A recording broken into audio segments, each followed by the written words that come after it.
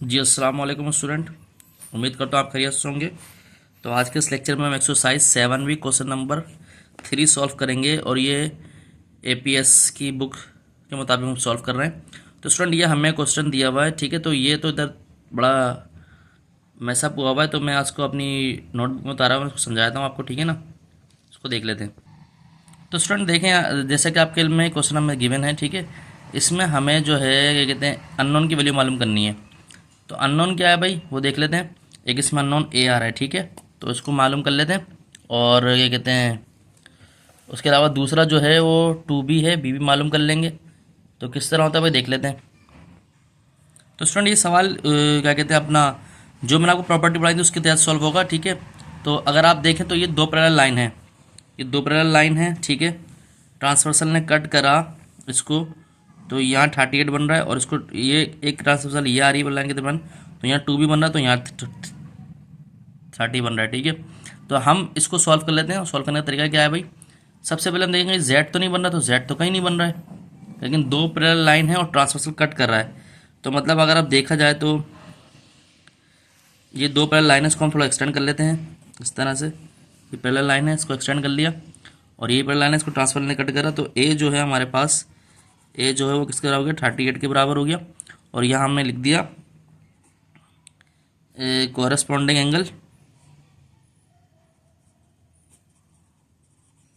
क्योंकि A B जो है पैरेलल है किसके, angle A B line parallel है किसके, सी डी के, ठीक है स्टूडेंट। ये हमने लिख दिया।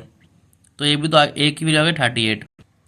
तो स्टूडेंट ये हमने कर लिया। अब देखें स्टूडेंट, अगर मुझे टू बी की वैल्यू मालूम करनी है तो किस तरह होगी, ये भी देख लेते हैं ज़रा। अब देखें यहाँ पर ये ए है और ये 30 है।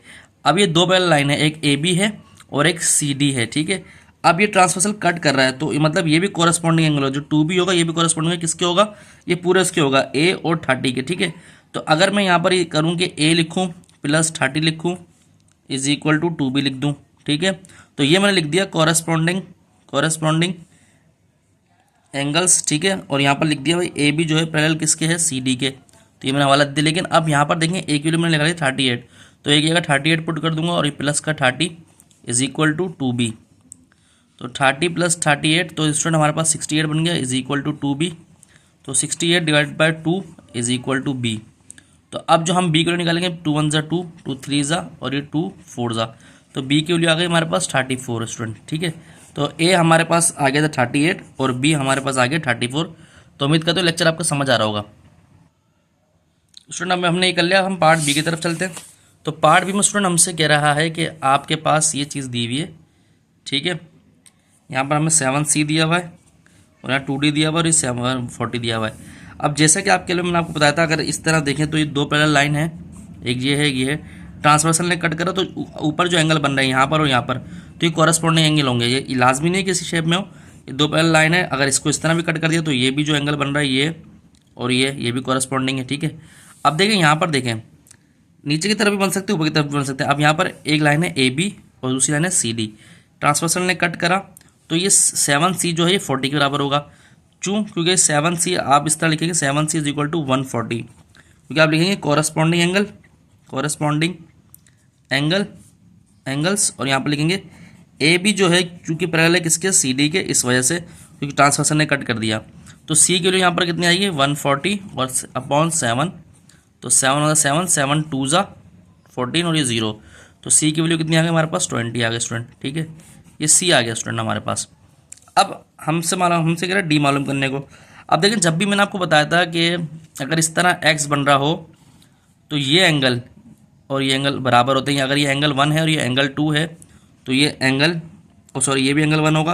अगर ये एंगल 2 है तो ये भी कौन सा कितना होगा, एंगल 2 होगा, ठीक है स्टूडेंट। ये मैंने आपको बताया है। अब आप देखें, दरअसल यहाँ पर सी जो है 20 दिया हुआ है। अब ये 2D जो है ये 7C के बराबर है। तो ये जो होता है ये वर्टिकली अपोजिट एंगल कहलाता है, ठीक है। तो 2D is equal to 7C। आप यहाँ पर लिख देंगे वर्टिकली अपोजिट एंगल्स, ठीक है, ये लिख देंगे। अब यहाँ पर देखें 2D ऐसे लिखा हुआ है स्टूडेंट, 7 ऐसे लिखा हुआ है। सी की जगह आपने 20 पुट कर दिया यहाँ पर, तो सी आ गया 20। तो 2D इज इक्वल टू 140, तो D is equal to 140 upon 2। तो 2 1 ज़ा 2, 2 7 और 0, तो डी की वैल्यू हमारे पास आ गई 70, तो डी की वैल्यू 70 आ गई। देखिए इस तरह हमने अननोन की वैल्यू निकाल ली स्टूडेंट, सी भी निकाल लिया और डी भी निकाल लिया।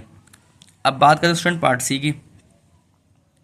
पार्ट सी में देखिए हमारे पास 7E कह रहा है और 3E कह रहा है। अब ये बताया था भाई जब भी दो पैरेलल लाइन है और ट्रांसवर्सल ने कट करा, जो अंदर की तरफ जो एंगल बन रहा है इसके और इसके, यानी कि इस लाइन के नीचे बन रहा है, ये अगर ए बी ले लें आप, ये चलें पी क्यू ले लें और ये आर एस ले लें, ठीक है। तो ये पी क्यू के जो नीचे बन रहा है लाइन के और आर एस के जो ऊपर बन रहा है और दोनों अंदर की तरफ बन रहा है, तो ये आपके पास कहलाते हैं इंटीरियर एंगल, तो ये कहलाता है इंटीरियर एंगल्स, ठीक है स्टूडेंट। तो ये बराबर होते हैं। अब देखें यहाँ पर 7E बराबर है 3E के, तो आप यहाँ पर लिखेंगे इंटीरियर एंगल्स, ठीक है। अब यहाँ पर ये बराबर है, अब लेकिन इनका सम भी, इंटीरियर एंगल का सम होता है 180 के बराबर। तो अगर आप ये देखें 7E plus 3E is equal to 180, 180 के बराबर ले लें, इंटीरियर एंगल सम 180 होता है, तो ये होगा 10E इज इक्वल टू 180। तो E की वैल्यू अगर देखेंगे 180 और यहाँ पर 10 लिख देंगे, तो 0 से 0 कैंसिल, तो 18 बचा, तो E की वैल्यू हमारे पास आ गई 18, ठीक है स्टूडेंट। तो E की वैल्यू हमारे पास 18 आ गई। अगर आप चाहें तो E को 18 को आप पहले यहाँ पुट कर सकते हैं, फिर यहाँ पुट कर सकते हैं, निकाल सकते हैं, ठीक है। तो ये हमने कर लिया स्टूडेंट। अब पार्ट डी देख लेते भाई। अच्छा पार्ट डी में हम एक बना लेते हैं एंगल। पार्ट डी स्टूडेंट ये लिखा हुआ है, पार्ट डी एक ये दिया हुआ है, लाइन दी हुई इसको हमने कह दिया ए बी, और स्टूडेंट ये लाइन दी हुई इसको हमने कह दिया सी और डी, ठीक है।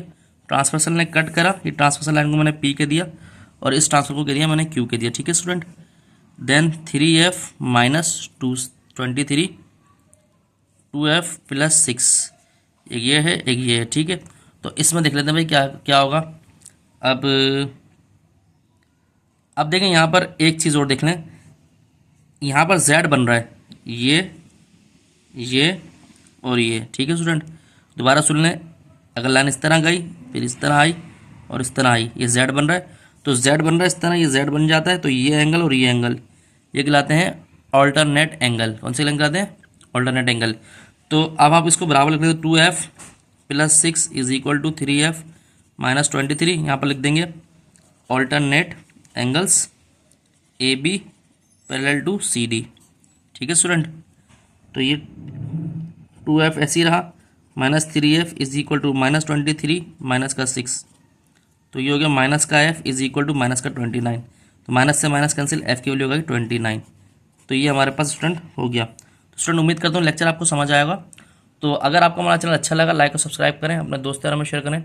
मज़ीद वीडियो आपको मिलती रहेंगी। अपना ध्यान रखें। अस्सलाम वालेकुम।